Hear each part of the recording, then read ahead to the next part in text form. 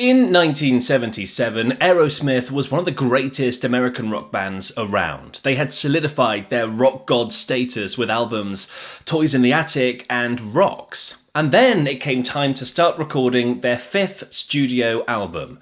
An album that would nearly kill them. And I mean that both metaphorically and literally.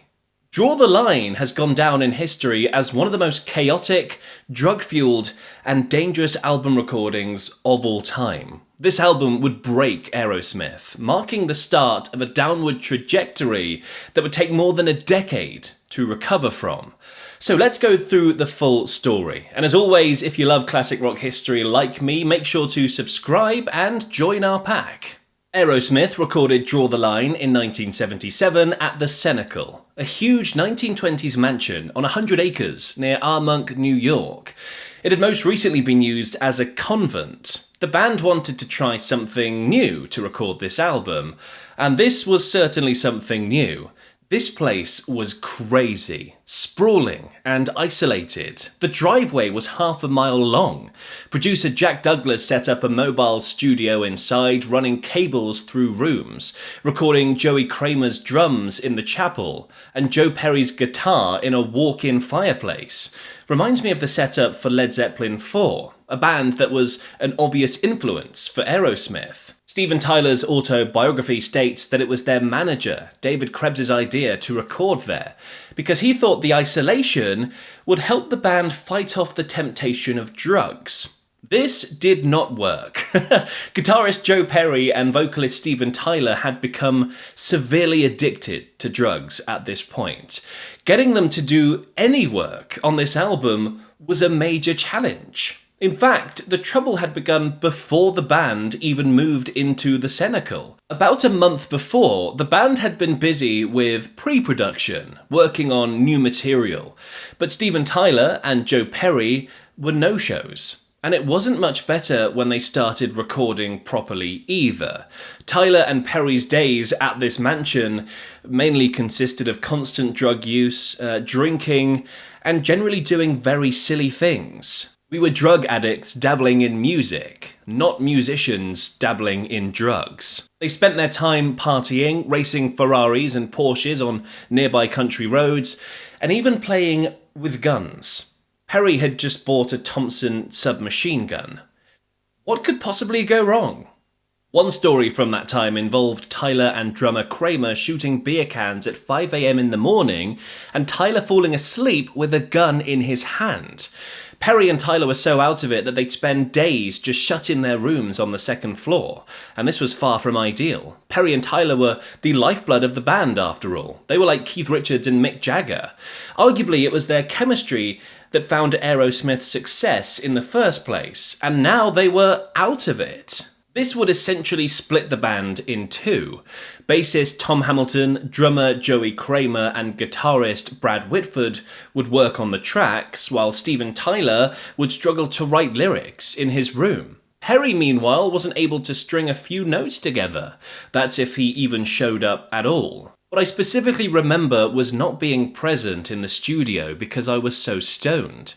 In the past, I always had to be there and hear every note that was going down. Who was playing what, and were they out of tune? I just didn't care anymore. After 6 weeks, the album was still far from finished, and they had a tour coming up.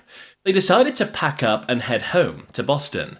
On that journey, Classic Rock magazine claims that Joey Kramer crashed his Ferrari, falling asleep at the wheel, doing over 130 miles an hour on the highway, and he suffered only a minor head injury. I can't find any other evidence of that happening though. And how on earth would anyone survive a crash at 130 miles an hour? The same article also says that Joe Perry crashed his Corvette Stingray on the same journey, but again, not a lot of additional evidence for that either. But with the state that the band were in at the time, it wouldn't be unlikely. Despite these crashes that may or may not have happened, Perry continued to drink and take drugs at home. It continued on the Aerosmith Express tour as well. In between gigs, producer Jack Douglas would corral the band into the Record Plant studios in New York to continue recording the album. The tour then moved on to Europe. Tyler apparently collapsed after 3 songs at one gig in Germany, while in the UK, Perry recorded guitar for the title track in George Martin's Air Studios. In October 77, back in America, the finishing touches were applied to Draw the Line. That very same month, the Leonard Skinner crash occurred. 6 passengers were sadly killed, including singer Ronnie Van Zant and guitarist Steve Gaines. Incredibly, that very same plane was offered to Aerosmith earlier that year, but they didn't take it. Around the same time, the album's lead single, the title track, was released and it flopped. Didn't even make it to the top 40. This made the band and producer Jack Douglas a bit nervous. After all, they had spent 6 months at this point and around $500,000 on the album. And luckily they had no need to be nervous because Draw the Line, released December 1977, performed exceptionally well. Mainly because the appetite for a new Aerosmith album was through the roof. In fact, it went platinum in its first month. An incredible feat. Columbia Records claimed it was their fastest selling album to date. While the initial numbers looked promising, after the excitement of release and things started to settle down, the album peaked at number 11 in the US, which compared to their previous record reaching number 3 was a bit of a disappointment. Critics weren't exactly in love with it either. Chaotic to the point of malfunction, with an impenetrably dense sound adding to the confusion. This album shows the band in a state of shock. What followed was a downward trend, with subsequent albums performing less and less well. It would take more than 10 years for the band to top Draw the Line. More on why that happened in a bit. There's an intense, drug-fueled energy throughout the album. It's a looser, more ragged-sounding record than their previous ones. While at the time it didn't go down too well, this energy would become more appreciated by critics in later years. Kings and Queens is an obvious standout on the album, as is the title track. The closer of the album was a cover of Elvis, Milk Cow Blues, added simply because the band had run out of their own material. And this went down surprisingly well, especially after Elvis Presley's death that year. But listening to this album, you can tell it was fueled by drugs and excess. The personal issues that came from that were having a real toll on the band as well. Perry and Tyler had become known as the Toxic Twins by this point, and were butting heads. Over the next 2 years, I won't go into detail, but a whole mess of drugs, drink, wives, affairs, and all sorts meant the tension between Tyler and Perry was heating up. Their bond was pretty much completely broken. Their management could see this as well, and worried that the band were on the brink of collapse, came up with a plan to keep them together.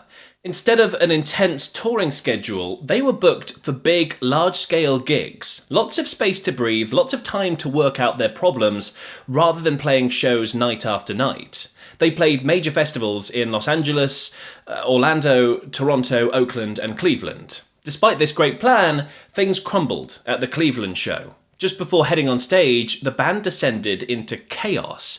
Joe Perry's wife had an argument with Tom Hamilton's wife. A glass of milk was thrown, and then all the members of the band ended up in a bit of a brawl. Weirdly, this energy actually resulted in a really good show from Aerosmith, according to accounts. But after the set was done, Perry quit there and then, and Tyler famously pointed out that the band had split over spilt milk. How poetic is that? Their next album, which Perry walked out of halfway through recording, was a good record, but sadly for the band, the experience of recording Draw the Line and the resulting difficulty in the years that followed meant the band was spiralling. Their next few albums were largely commercial and critical disappointments. Brad Whitford also left the band in 1981, and Aerosmith were washed up. They blew it. Things started to take a more positive turn in the mid-80s when the band reunited. And let me know if you want to see a video on how Aerosmith climbed out of their slump, because I think that would be a really interesting one. Let me know in the comments below, but in the meantime, you might want to watch my recent video on Fleetwood Mac's Tusk. That is a very similar story. It features just as much drugs, and like Aerosmith, that album nearly ended the band altogether. Click over there to watch that one next.